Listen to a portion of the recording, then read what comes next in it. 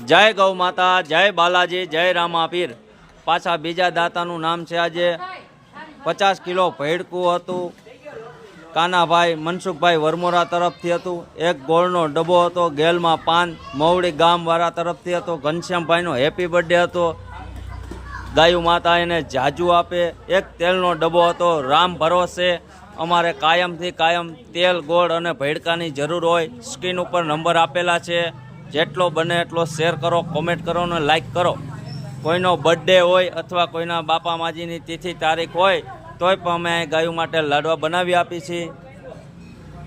આ અમારું બાલાજી ગ્રુપ છે અને કાયમથી કાયમ અમારે અહીં લાડુ બને છે ગાયું માટે। અને સવારે નવી નવી ગૌશાળે પણ ખવડાવવા અમે જાય છે। આજે ઘનશ્યામભાઈનો જન્મદિવસ છે। ગાયું માતા એને જાજુ આપે। ગેલમાં પાન મવડી ગામ તરફથી હતો। એક ગોળનો ડબ્બો, એક તેલનો ડબ્બો હતો રામ ભરોસે અને 50 કિલો ભેડકું હતું।